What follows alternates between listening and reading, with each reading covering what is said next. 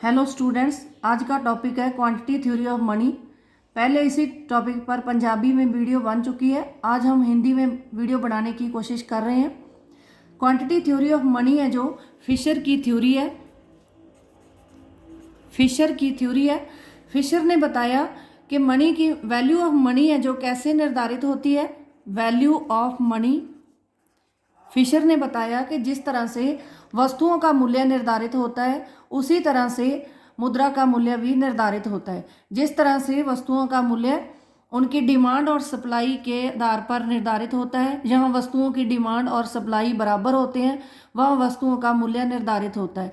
तो उसी तरह ही फिशर ने बताया कि जहाँ डिमांड फॉर मनी और सप्लाई ऑफ मनी एक दूसरे के बराबर होते हैं वहाँ मुद्रा का मूल्य निर्धारित होता है। फिशर ने इसके लिए एक इक्वेशन यूज की है जिसे M V is equal to P T कहा जाता है। M V is equal to P T.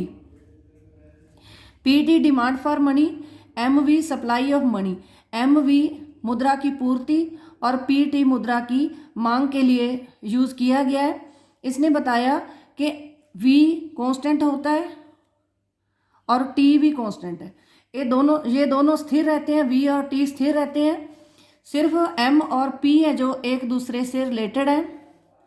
M और पी एक दूसरे से डायरेक्टली और प्रोपोर्शनली रिलेटेड है। एम और पी का एक दूसरे से डायरेक्ट रिलेशन भी है, डायरेक्ट रिलेशन, और प्रोपोर्शनल रिलेशन भी है। प्रोपोर्शनल रिलेशन भी है। डायरेक्ट मतलब एम जिस दिशा में जाता है पी भी उसी दिशा में ही जाता है।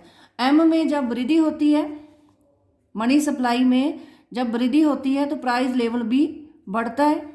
मनी सप्लाई में जब कमी होती है तो प्राइस लेवल में भी कमी होती है।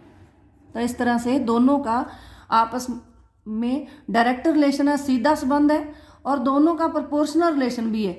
अगर मनी सप्लाई में 2% इंक्रीज हुआ है, 2% वाधा हुआ है, वृद्धि हुई है, तो प्राइस लेवल भी 2% ही या उसी रेशो में ही बढ़ेगा।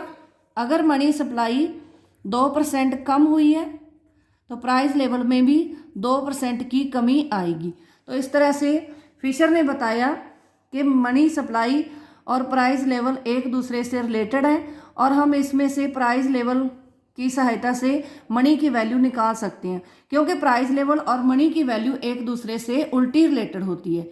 वैल्यू ऑफ मनी है जो उसे हम लिखते हैं value of money is equal to 1/P या 1/प्राइस लेवल।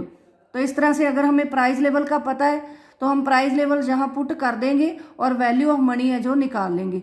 वैल्यू ऑफ मनी है जो प्राइस लेवल से उल्टी रिलेटेड होती है, क्योंकि जब वस्तुओं का मूल्य ज़्यादा होता है तो मनी की वैल्यू कम होती है। जब वस्तुओं के मूल्य कम होते हैं तो मनी की वैल्यू ज़्यादा होती है। मनी की वैल्यू का मतलब है कि हम मनी से कितनी वस्तुएं खरीद सकते हैं या इसकी परचेजिंग पावर कितनी है। इसमें जो वी है, अब हम देखते हैं कि सब कुछ है क्या। एम है जो ये है quantity of money. M is equal to quantity of money. Quantity of money है। वी है जो वेलोसिटी ऑफ मनी है। वी है जो velocity of money. P price level.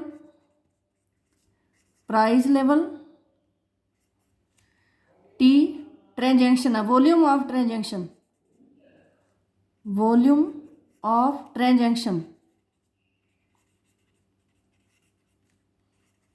सौदों का आकार, प्राइस लेवल है कीमत स्तर, वेलोसिटी ऑफ मनी मुद्रा का वेग, क्वांटिटी ऑफ मनी मुद्रा की मात्रा। स्टूडेंट्स, मैं इस क्वेश्चन को शॉर्ट में समझाने की कोशिश कर रही हूँ, इसलिए अब हम इसे डायग्राम से एक्सप्लेन करेंगे। अगर आप इक्वेशन और डायग्राम बनाते हो और जो कुछ मैं बोल रही हूँ वो थ्योरी लिख देते हो तो क्वेश्चन ठीक है। अब हम देखते हैं कि एक प्राइस लेवल और मनी सप्लाई का कैसा रिलेशन है और मनी सप्लाई और वैल्यू ऑफ मनी का कैसा रिलेशन है। हमने पढ़ लिया कि एम और पी है जो एक दूसरे से रिलेटेड है, एम और पी एक दूसरे से पॉजिटिवली रिलेटेड है। मनी सप्लाई और प्राइस लेवल का एक दूसरे से पॉजिटिव रिलेशन है, और मनी सप्लाई और वैल्यू ऑफ मनी का एक दूसरे से नेगेटिव रिलेशन है, क्योंकि जब प्राइस लेवल ज़्यादा होता है तो मनी की वैल्यू कम होती है। इस तरह से इनका रिलेशन उल्टा हो जाता है। तो इसे हम डायग्राम से एक्सप्लेन करेंगे। 2 डायग्राम बनाएंगे हम।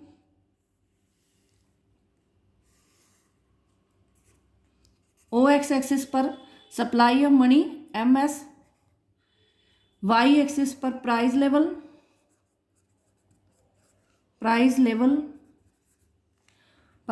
है। मनी सप्लाई और प्राइस लेवल का एक दूसरे के साथ सीधा संबंध होता है, इसलिए इसका डायग्राम है जो इसका कर्व पॉजिटिव स्लोप वाला और 45 डिग्री का बनेगा। इसे हम ओपी कर्व भी कह सकते हैं।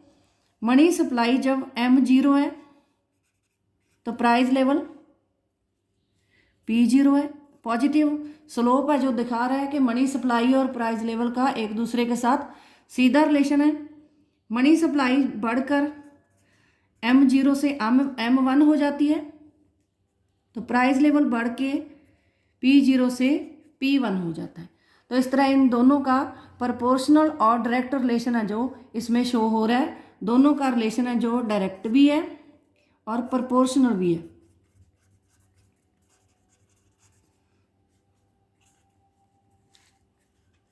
रिलेशन लिख सकते हैं, डायरेक्ट भी है और प्रोपोर्शनल भी है। इसी के नीचे, बिल्कुल नीचे हम बनाएंगे वैल्यू ऑफ मनी और मनी सप्लाई के रिलेशन को दिखाता हुआ कर्व। जो ये दोनों कर्व बराबर ही बनाने होते हैं। जहाँ प्राइस लेवल है वहाँ हम वैल्यू ऑफ मनी लेंगे।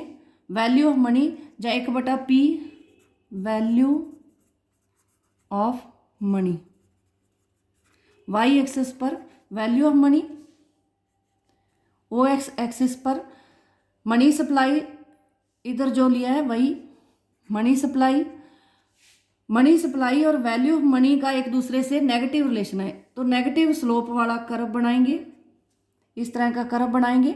अब हम दिखाएंगे कि मनी सप्लाई जैसे बढ़ती है तो price level money value of money उसी रेशो में कम हो जाती है। मनी सप्लाई जब M0 है तो price level value of money 1/P0। Money supply बढ़कर M0 से M1 हो गई है, तो वैल्यू ऑफ मनी कम होके 1/P1 हो गई। तो इस तरह से इन दोनों का आपस में उल्टा रिलेशन है। प्राइस लेवल का और मनी सप्लाई का एक दूसरे से सीधा रिलेशन है। वैल्यू ऑफ मनी का और मनी सप्लाई का एक दूसरे से उल्टा रिलेशन है। तो ये दोनों डायग्राम आपने इस तरह से ही बनाने हैं। अगर वीडियो अच्छा लगा तो शेयर करना, लाइक करना। Thank you students.